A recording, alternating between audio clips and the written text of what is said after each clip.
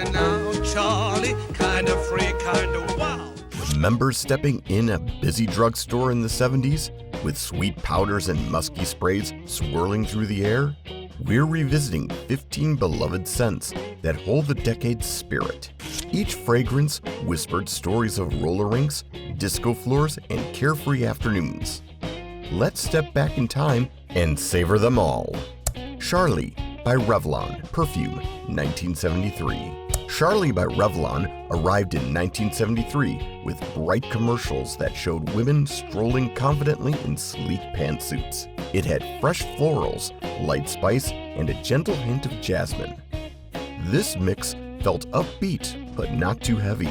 My older cousin sprayed it on before her shift at the local bank, saying it gave her extra confidence. That sweet, airy aroma lingered on her coat, reminding me of fresh flowers in spring. Revlon's ads used cheerful jingles, showing the Charlie wearer as modern and adventurous. The fragrance became a sign of women stepping into new roles, from office floors to social gatherings.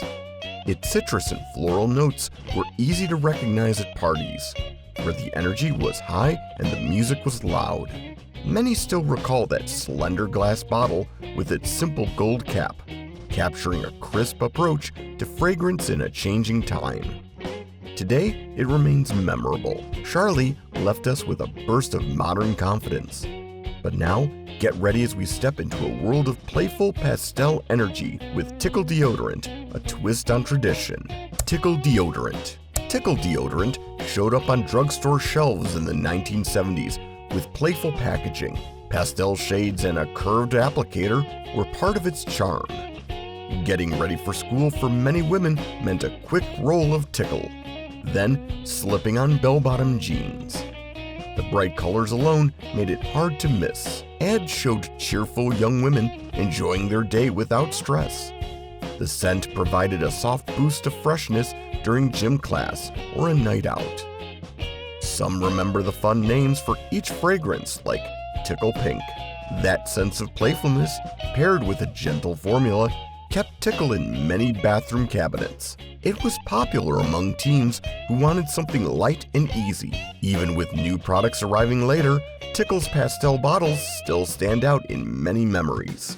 Halston by Halston, perfume, 1975. Halston by Halston was launched in 1975. It had a modern, curvy bottle that looked refined on any dresser. The fragrance blended warm woods with a bit of jasmine, creating a smooth effect. My aunt wore it when she dressed up in a sequined outfit and platform heels. She said it added a spark under the disco ball. The rounded shape of the bottle also matched the sleek lines of the 70s high fashion. Ads showed confident models in draped gowns and Halston's minimal style. The perfume had a soft presence, yet it stayed in the air for hours. The brand's clean approach to design appeared in the aroma too. Women who wanted a refined scent gravitated towards Halston. Even now, a slight whiff can bring back late-night gatherings and shimmering dance floors. Its subtle flair felt elegant. It was never sharp or overpowering. People loved that. Halston's chic elegance contrasts beautifully with the simplicity of daily care. But can you imagine how White Rain shampoo's crisp freshness might redefine your 70s ritual? White Rain shampoo. White Rain shampoo was on many shelves during the 70s. It came in a plain white bottle with a simple design. The scent was crisp, like fresh laundry, and it left hair feeling light. Many liked how each wash felt pure, without a strong floral punch. Many families saw it as a reliable choice for daily use. Morning routines often began with that mild White Rain aroma in a steamy bathroom. Some remember the simple shape of the bottle, which felt no nonsense compared to flashy products. Even when new shampoos popped up, White Rain stayed popular among those who preferred a clean and subtle scent. It quietly stood the test of time, moving toward the next perfume, which captured youthful innocence with every gentle spray. Love's Baby Soft by Dana, perfume, 1974. Love's Baby Soft arrived in 1974, aiming at teenage girls looking for their first perfume. Its frosted pink bottle was eye-catching, and the scent was soft, like baby powder with a light, sweet twist. It made many feel young and alive, perfect for her floral skirts and platform shoes. That powdery trail became a part of our everyday setting. The ad showed innocence, which was part of the brand's message. Some recall slogans that hinted at sweetness and youth. Girls often kept a bottle in their lockers for a quick spray before class. The fragrance felt comforting and was easy on the senses. It wasn't meant for fancy night outs, but rather the casual moments of teenage life. Many still smile when they spot that pink bottle, recalling the simpler days of first crushes and school dances. While Love's Baby Soft evokes tender nostalgia, the upcoming Bonne Bell Lip Smackers add a burst of playful color and flavor. Could these sweet lip glosses redefine your style? Bonne Bell Lip Smackers. Bonne Bell Lip Smackers were the sweet lip glosses that hit the scene in the early 70s. They came in flavors like Dr. Pepper, strawberry, and watermelon. You could smell the sugary aroma the moment someone pulled one out from a purse. A girl I knew collected as many as possible, lining them up by color and flavor. She loved how they gave her lips a light shine and a playful scent that felt perfect for a teen. Kids at school swapped lip smackers during lunch break. Each flavor had a candy-like perfume that stood out in the classroom. Some were bright pink, others more subtle, but all carried that fun vibe. Advertisements showed carefree teens, which appealed to those who wanted a cute accessory. They were inexpensive enough for an allowance purchase. A whiff of those fruity scents can still bring back images of notebooks covered in doodles and carefree afternoons. From the sugary delight of lip gloss, we now transition to Aliage by Estee Lauder, where a sporty citrus burst meets the vibrant energy of active lifestyles. Aliage by Estee Lauder, perfume, 1972. Aliage was introduced in 1972 as a fresh and sporty fragrance for women on the move. Estee Lauder marketed as an ideal for tennis games or active afternoons. It combined bright citrus notes with a gentle woody layer. Some recall magazine ads with women in golf attire smiling in the sun. The scent felt crisp, which matched its image of energy and freedom. It was different from the heavy or sweet perfumes of the time, so it stood out. Many liked how it lingered without overpowering a room. Its packaging was simple yet sleek, reflecting the active spirit of the brand. Decades later, Aliage still sparks thoughts of morning jogs and bright summer days. Aliage's fresh dynamicism subtly contrasts with the earthy, cozy warmth of Coty Wild Musk, hinting at a shift from high-energy vibrancy to an intimate, relaxed charm. Coty Wild Musk. Coty Wild Musk hit drugstore shelves in the 70s, offering a warm, slightly sweet musk scent for a low price. Teenagers and young adults found it exciting to have a fragrance that felt grown-up. It was easy to spot in any crowd. Ads showed carefree individuals who seemed in tune with nature. The scent had hints of vanilla along with that classic musk note. Some girls blended it with other body sprays, hoping to create a signature smell. It was also a pick for date nights, thanks to its warm and snug effect. The bottle was usually small, so it slipped into purses and backpacks. Coty Wild Musk often appears in memories of relaxed gatherings and friendly get-togethers. The upcoming Herbal Essence shampoo promises an invigorating escape into nature's fragrant bouquet. Herbal Essence shampoo. Herbal Essence shampoo, often remembered as the green version, had a floral and herbal aroma that turned a shower into a mini escape. Commercials in the 70s showed women enjoying this aromatic burst, sometimes exclaiming with delight. The bright, leafy design on the bottle added to its appeal, and many bathrooms had that iconic green container by the sink.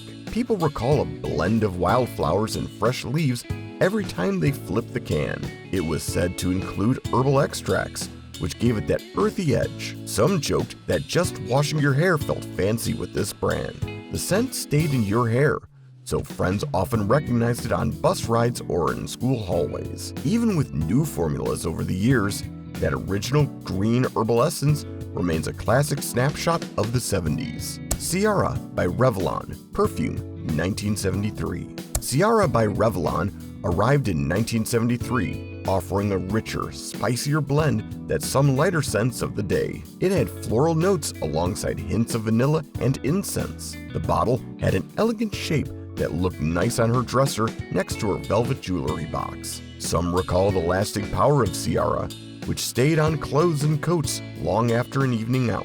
Revlon promoted it as strong yet inviting, appealing to those who wanted a deeper tone for nightlife. Friends might mention getting a hug and catching that lingering mix of flowers and spice. While Charlie was bright and playful, Ciara felt a bit more mature. It suited a night of dancing and conversation in a smoky lounge. Aqua Net hairspray. Aqua Net was a mainstay in the 70s hair care. It promised a firm hold for those feathered or teased styles that dominated the decade. The purple and pink can was easy to spot in any bathroom. The scent was a mix of sweet and chemical notes, which filled the air every time she pressed the nozzle. Many recall the cloud of hairspray in dressing areas, especially before a big night out. Even though it had a strong smell, it was almost a badge of readiness for fun. Some say they could taste it in the air if they stayed in a room too long.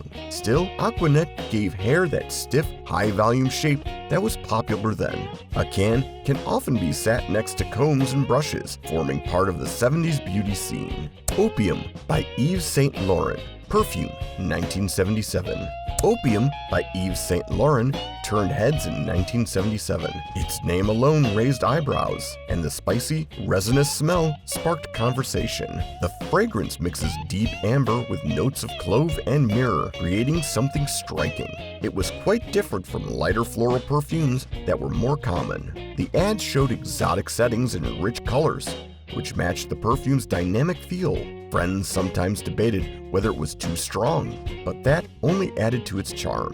It represented a fearless side of 70s nightlife, when many sought a statement of fragrance. Over time, its name stirred discussions, but its distinct aroma secured its place in fragrance history. Jovan Musk Perfume Cologne. Jovan Musk rose to popularity in the 70s as a unisex fragrance that promised a bit of excitement. It came in a clear bottle, sometimes with orange labeling. The scent was musky, a little sweet, and often called sensual in ads. My friend wore it for school dances, hoping to stand out in the crowded gym. He said it felt grown up, but not too serious. It was also priced within reach, so many of us teens could try it.